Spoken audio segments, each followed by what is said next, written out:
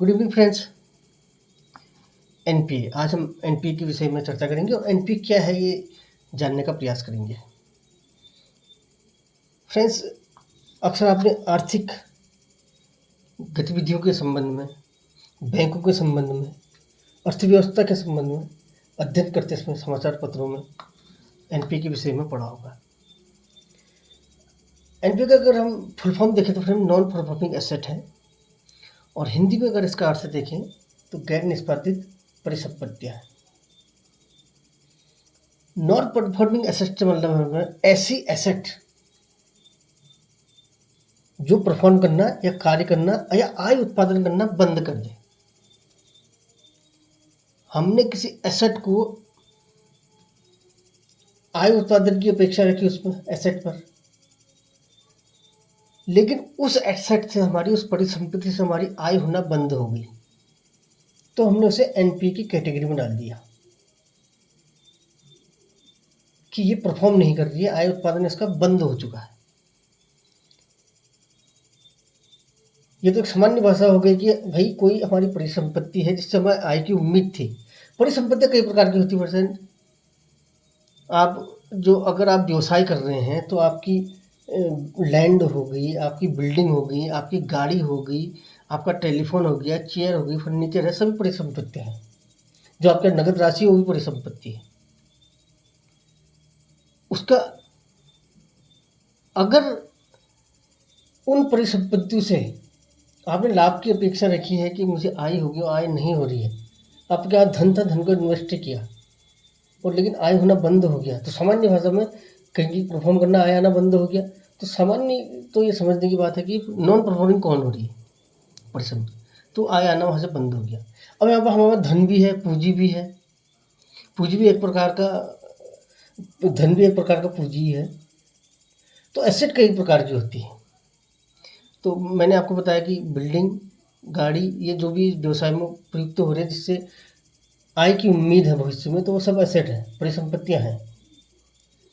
लेकिन यहाँ पर जो बात है केवल लोन और एडवांसेस से बात है इस एनपीए से। मतलब इस एनपीए का जो संबंध है ऐसी संपत्तियां जो हमने राशि के रूप में दी हैं, धन के रूप में दी हैं, और उनसे ब्याज के रूप में आय करने की अपेक्षा हमने रखी है। यहाँ आपको वही मतलब है। हालांकि धन भी आय है हमारी, नहीं समझ लीजिए, धन भी हमारी कैपिटल है, परिसंपत्ति है, और फर्नीचर भी है, बिल्डिंग भी है, गाड़ी भी है, सब कुछ हमारी परिसंपत्तियाँ हैं जो भी व्यवसाय में प्रयुक्त हो रहा है। लेकिन इस एनपीए से मतलब हमारा वह धन है जो हमने ग्राहकों को दिया है और उससे हमें ब्याज के संग वापसी की अपेक्षा है, तो एनपीए है। तो एसेट मैंने बता दिया आपको क्या क्या है, लेकिन यहाँ पर उस एसेट से है, क्योंकि कैपिटल भी एसेट है, उस एसेट से है जो उस धन से है जो हमने ऋण के लिए एडवांस के रूप में दिया है, और उसे उसकी वापसी की हमें अपेक्षा है किसके साथ, ब्याज के संग। ब्याज हमारी आय होगी। ठीक है फ्रेंड, ये तो होगी हमारी। अब ये तो हमारी एसेट होगी। अब नॉन परफॉर्मिंग कौन होगी, तो कार्य नहीं कर रही है,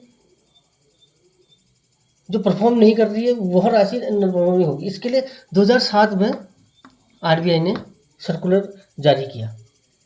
2007 में आरबीआई ने सर्कुलर जारी किया। 2007 उस परिसंपत्ति को एनपीए माना जाएगा या गैर निष्पादित माना जाएगा जो 90 दिन की अवधि में जो उसकी देता है और जो हमें उसे आय आने की अपेक्षा है। माना प्रति माह की 10,000 किस्त है इसमें, जिसमें ब्याज भी इंक्लूड है, और 10,000 रुपया हमारा 3 माह में हो गया आपका 30,000 रुपये। ये नहीं आ रहा है, ये हमारी अपेक्षा थी और ये नहीं आया, तो ये राशि क्या होगी, एनपीए होगी। ये हमारा तो आया, तो हमारा 30,000 रुपया नहीं आना, हमारा 30,000 चाहिए था, हमारी अपेक्षा थी, और जो फिक्स किया था हमने वो 30,000 था। लेकिन ये पूरी राशि, माना हमने 2 लाख रुपया ऋण दिया था, तो ये संपूर्ण राशि एनपीए हो जाएगी, क्योंकि एसेट हमारी ये है जो हमने दिया है। एसेट या परिसंपत्ति हमारी 2 लाख है। ये तो हमारी जो हमने एक अपेक्षा रखी थी, फिक्स किया था कि आप इतनी इंस्टॉलमेंट दोगे, ये उस अवधि के लिए था। और इसके न होने के कारण से इसकी परफॉर्मेंस संपूर्ण खराब हो गई, इस राशि की परफॉर्मेंस खराब हो गई, या आय देने की क्षमता संपूर्ण राशि की खत्म हो गई या खराब हो गई, तो पूरी हमारी 2 लाख रुपया एनपीए मानी जाएगी। तो ये एनपीए का कॉन्सेप्ट था कि एनपीए हम किसे कहते हैं और किस प्रकार राशि एनपीए होती है। और आरबीआई ने 2007 में कॉन्सेप्ट दिया 90 दिनों वाला कि किस राशि को आप एनपीए कहेंगे या गैर निष्पादित राशि कहेंगे, और लागू ये 2004 से हो गया था। चार से इसकी गणना के लिए मार्च 4 से इसका आकलन शुरू हो गया था कि आप जो भी राशि है अब कहाँ पर से देखेंगे, 2004 में जो इस स्थिति में था तो वहीं से लागू हो गया था, मार्च 2004 से लागू 2004, और सर्कुलर इसका दिया गया 2007 में। लेकिन गणना कहाँ से आप मान लेंगे, उन्होंने कहा मार्च 2004 से। तो फ्रेंड ये तो एक एनपीए था जिसे मेरे द्वारा स्पष्ट करने का प्रयास किया कि किसे एनपीए कहते हैं। अब देखेंगे प्रोविजन, एनपीए के संबंध में प्रोविजन कैसे किया जाता है, या प्रावधान है क्या। प्रावधान वह राशि हो जाती है फ्रेंड्स जब हम एनपीए को विभिन्न वर्गों में बांटते हैं कि कौन 1 साल तक रहा, कौन 1.5 साल, कौन 3, कौन 4 राशि एनपीए रही, तो उस हिसाब से हम उसे विभिन्न कैटेगरी में बांट देते हैं। सब स्टैंडर्ड, स्टैंडर्ड, डाउट और लॉस आदि प्रकारों से विभक्त कर दिया जाता है। तो उसके लिए फिर प्रावधान कर दिया जाता है एक विशेष फॉर्मूले 5%, 10%, 20% आदि, जो भी आरबीआई द्वारा 5%, 10% आदि जो भी 0.25% जो भी आरबीआई द्वारा निर्देशित किया जाता है उसके आधार पर प्रावधान कर दिया जाता है। प्रावधान वह राशि होती है फ्रेंड्स जिसे हम कैपिटल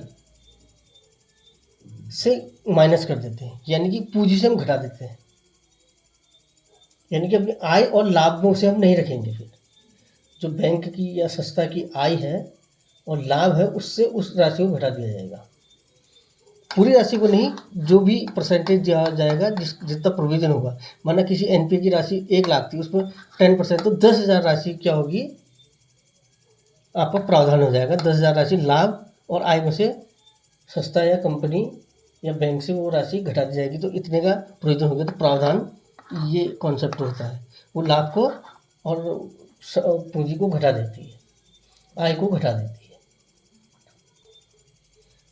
जैसे 1 लाख रुपए का हमारा राशि एनपीए है और 1 साल तक है, माना उसमें 10% का प्रावधान है, तो 10 से मल्टीप्लाई कर देंगे हम इसे, इसका 10% निकाल लेंगे, तो ये 10,000 की राशि हमारी आय और हमारी पूंजी से घटा दी जाएगी। ठीक है फ्रेंड्स, इस प्रकार 10,000 की राशि का प्रावधान कर दिया जाएगा, तो इस प्रकार एनपीए के लिए प्रोविजन किया जाता है। ठीक है फ्रेंड्स, तो आशा करता हूँ जो व्यवहारिक रूप से सरल शब्दों में एनपीए को स्पष्ट करने का मेरा प्रयास किया गया, सरल शब्दों में एनपीए को स्पष्ट करने का मेरे द्वारा प्रयास किया गया, आपके लिए लाभकारी होगा। आप समझ पाए होंगे इससे कि एनपीए क्या होता है और एनपीए किसे कहा जाता है, किस राशि को, और उसमें प्रावधान किस प्रकार किया जाता है, और किस प्रकार वो संस्था, बैंक या किसी कंपनी की लाभ की स्थिति को ऋणात्मक दिशा में ले जाता है। ठीक है फ्रेंड्स, वीडियो को देखने thank you friends. Like, subscribe और शेयर जरूर कीजिए। Thank you.